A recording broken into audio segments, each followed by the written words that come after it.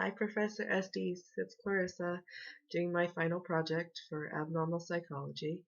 I chose to do it on childhood and adolescent disorders, chapter 17.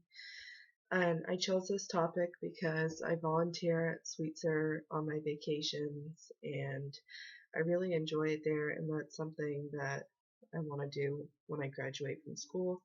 That's my degree program right now, is behavioral health. And I really think that working with children is a great thing because they are our future. And if we don't take care of the problems that they have beforehand, then they can get out of control. And most of them, or some of them, could have been prevented. So, this chapter 17, childhood and adolescent disorders, covered many different disorders, but I'm only going to focus on a couple. Oppositional defiant disorder and childhood anxiety disorder, specifically separation anxiety. Now, according to Comer, separation anxiety disorder is common but not unique to childhood, begins as early as the preschool years, and is displayed by 4 to 10% of all children.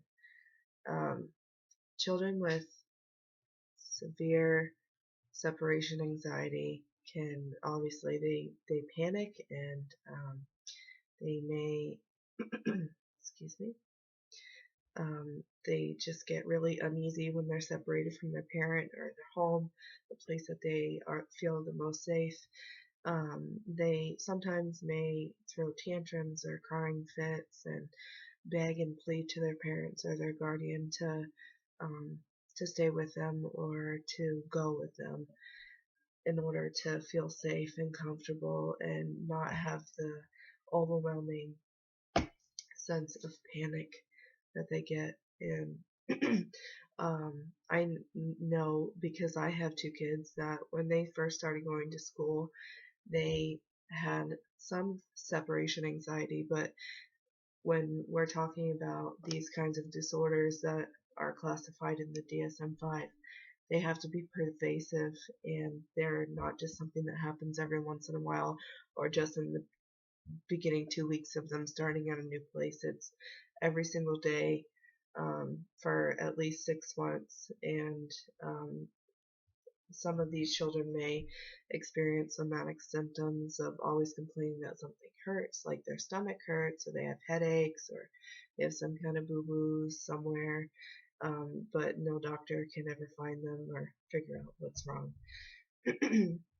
So some of the causes from this could be some kind of traumatic event that they experienced. They could have been separated from a parent and they're with a foster parent. A couple different things that could have happened, but mostly trauma affects children of a young age to have separation anxiety. Some treatments for separation anxiety. Only usually 2/3 of children with anxious behaviors go untreated. Treatments consist of psychodynamic, cognitive behavioral, family, and group therapies, separately or in combination. But a lot of clinicians have been doing the combination therapies because they are the most successful, and cognitive behavioral has been the best approach so far, with the highest numbers receiving the highest success rates.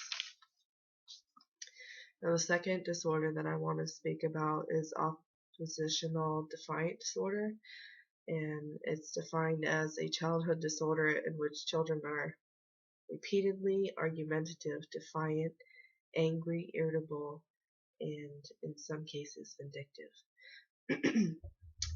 A lot of times I know a young man who has not been diagnosed with this but has every single symptom of ODD, and working at Sweetser and me asking you in class, you said that a lot of the IEPs say emotional disturbance because the clinicians don't want the identity of a disorder to follow them throughout their life, which is reasonable. However, I believe that I firmly know a young man with this disorder, and he is completely defiant. Anybody who's in any kind of authority over him, he will purposefully make an argument, or if his counselor is there and he's being told that, well, we're gonna walk up to class and then I'm gonna sit with you for a few minutes, and he's like, nope, we're gonna do this and we're gonna do this and we're gonna do that because that's what I want to do. And he doesn't really have any reasoning behind it. He doesn't give any reasons behind it. He just says, well, that's what I want to do, and that's what I'm going to do. And if you don't agree with him, or if you tell him that he's not going to do that, he usually ends up throwing fits and has to go and time away. He runs away all the time, so much that he has to have his shoes locked up, because that's one deterrent from having him run away, and having him go hide in the woods, so we don't have to call the police again. Um, it's I'm trying to figure a way to explain it, so um, it's just a very unique disorder that you have to have a lot of patience with, um, and it's interesting, very interesting. But anyways, children with this disorder um, ignore adults. They ignore authority. They're disrespectful. They don't acknowledge personal boundaries because they are trying to save the negative attention that is associated with picking at people and annoying people on purpose. I found an interesting statistics in the textbook saying that boys are diagnosed more often with ODD before puberty, but after puberty, both of the sexes have equal stats for that. And I thought that was interesting because, I mean, girls girls and boys both have huge hormonal changes, but mostly girls, or more in girls than males do. But I thought that that was a pretty interesting statistic, that girls would be more defiant after puberty. And some of the causes of oppositional defiant disorder have been linked to genetic and biological factors, as well as drug abuse, poverty, traumatic events, and exposure to violence. Now, I have also noticed that some of the clients at Sweetser are